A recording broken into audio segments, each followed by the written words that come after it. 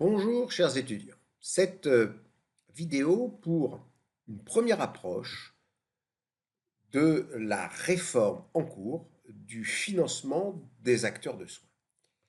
Alors, quand on parle des acteurs de soins, on parle de tous les intervenants auprès d'un malade lors de son parcours de soins, que ce soit les hôpitaux, le médecin généraliste, les médecins spécialistes, les maisons de repos, les assureurs, etc.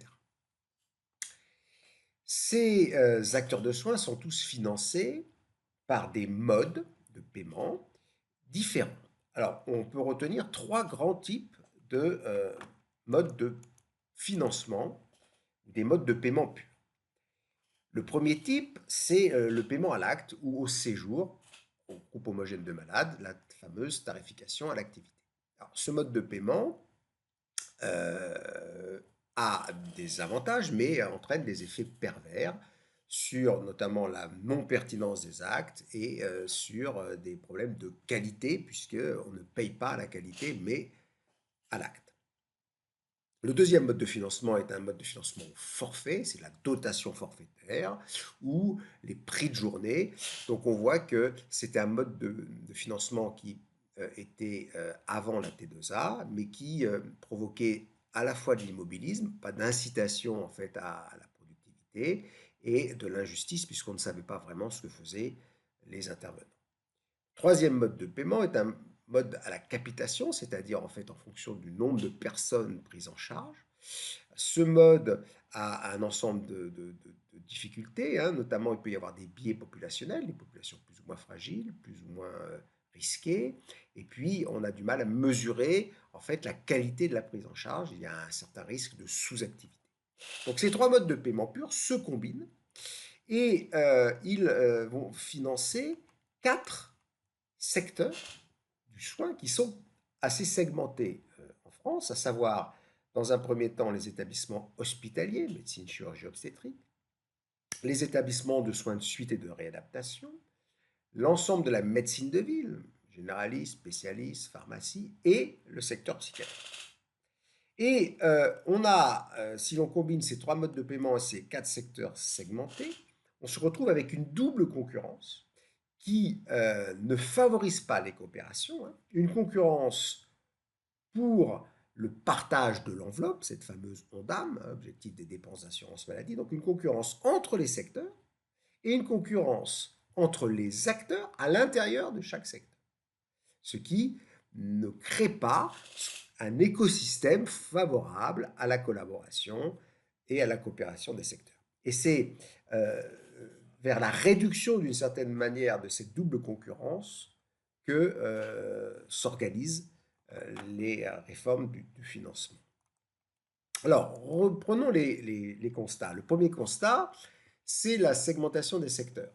Vous voyez qu'ici, les secteurs que j'ai retenus, hein, le MCO, le SSR, la médecine de ville et le secteur psy, sont séparés et reçoivent chacun des modes de financement différents. Le deuxième constat, c'est que contrairement à cette segmentation des secteurs, le patient, lui, va avoir un parcours ici, horizontal, hein, où il va passer par tous ces secteurs. Hein. Il va avoir une consultation du généraliste, le spécialiste va faire un diagnostic, va l'envoyer à l'hôpital, et ensuite il ira en maison de repos, puis s'il a des problèmes d'ordre dépressif, il ira dans le secteur psy. Ce patient, lui, donc qui parcourt les différents secteurs, eh ben, il est rarement pris en charge dans sa globalité. Troisième constat, c'est que les paiements à l'acte, ici, vous voyez, en marron clair, hein, que ce soit la T2A, les prix de journée ou les actes de médecine de ville, ont un poids trop important. Donc le paiement à l'activité est trop élevé et génère des effets pervers qui sont devenus incompatibles avec une bonne gestion de l'argent public. Donc si je reprends ici la part à l'activité, vous voyez que l'objectif actuellement, elle est de 63%, c'est d'aller vers 50%, ce qui veut dire laisser de la place à d'autres modes de financement, notamment la dotation populationnelle ici, qui vient à augmenter, les séquences de soins, et conserver les missions d'intérêt général et les listes en sus, ici, 10 et 7%.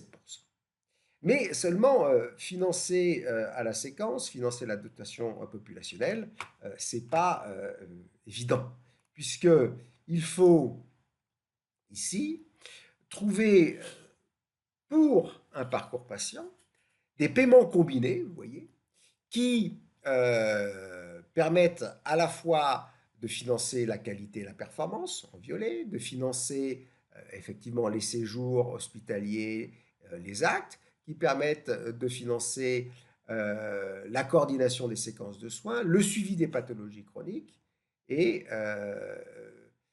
qui soit basé sur aussi une dotation populationnelle. Donc il faut mélanger tous ces modes de financement ici, toutes ces différentes couleurs, sur un parcours patient.